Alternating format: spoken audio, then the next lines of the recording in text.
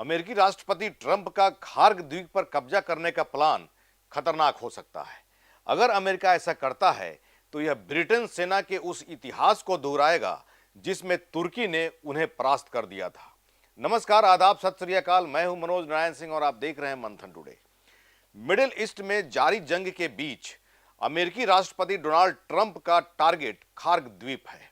इसके लिए 2200 अमेरिकी मरीन कमांडोज पश्चिम एशिया में भेजा जा रहा है, लेकिन विशेषज्ञों का कहना है कि यह सैन्य दांवपेच अमेरिकी सैनिकों की जान को खतरे में डाल सकता है और फिर भी युद्ध समाप्त नहीं हो सकता है।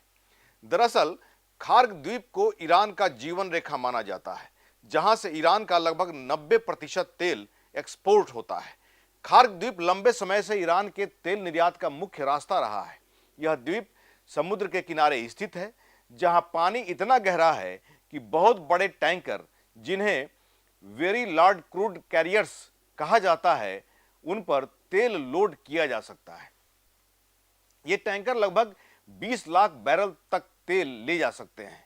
ईरान के करीब 90% तेल निर्यात इसी खार्ग द्वीप से होकर गुजरता है। 1980 के दशक में ईरान इराक युद्ध के दौरान इस पर इराकी वायुसेना ने बार बार बमबारी की थी और इस साल 13 मार्च को अमेरिका ने यहां 90 सैन्य ठिकानों पर हमले करने का दावा किया था। हालांकि उसने तेल ढांचे को नुकसान नहीं पहुंचा पाया।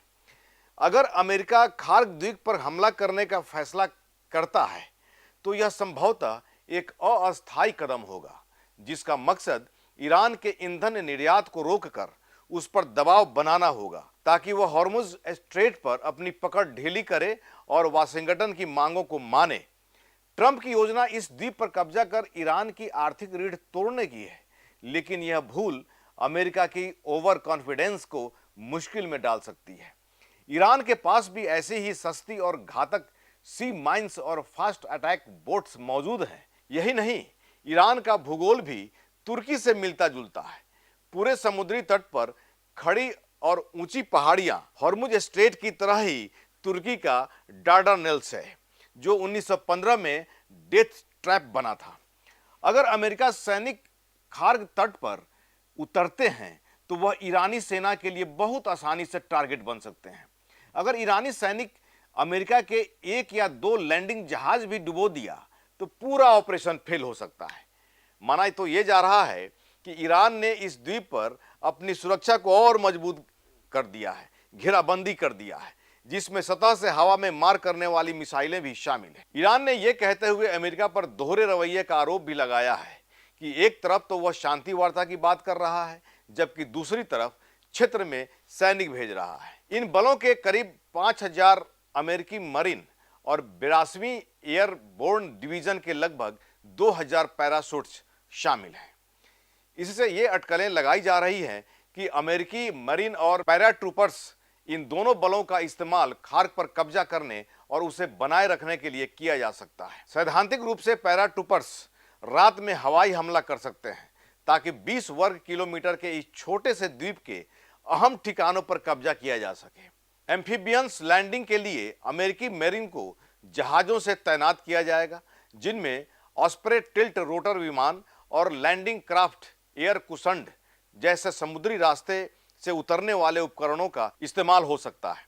लेकिन इससे पहले इन जहाज़ों को ईरान के नियंत्रण वाले हॉर्मुज स्ट्रेट से होकर गुजरना होगा और खाड़ी में आगे बढ़ते हुए छिपे हुए ईरानी ड्रोन और मिसाइल लॉन्च साइट्स के खतरे का सामना करना होगा।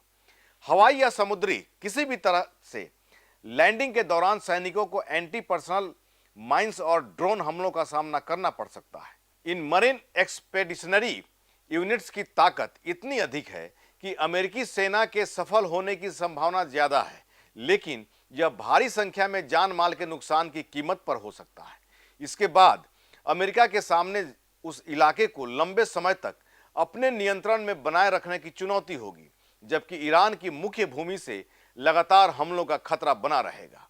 इसका एक उदाहरण ब्लैक सी में यूक्रेन का स्नेक द्वीप है, जिसे रूस ने फरवरी 2022 में अपने हमले के शुरुआती दौर में कब्जा तो कर लिया था, लेकिन बाद में यूक्रेन की ओर से लगातार हमलों के कारण उसे वहां से हटना पड़ा। ईरान के किसी भी हिस्से पर लंबे समय तक अमेरिकी कब्जा अमेरिका के भीतर भी अलोकप्रिय हो सकता है, खासकर उन समर्थकों के बीच जिन्होंने ट्रंप को इस वादे पर चुना था कि वह ऐसे संघर्ष में अमेरिका को नहीं उलझाएंगे। ऐसे ही खबर देखने के लिए देखते रहिए मंथन टुडे। हमारे चैनल को लाइक करिए, सब्सक्राइब करिए और अधिक से अधिक लोगों तक शेयर करिए। बहुत बहुत शुक्रिया।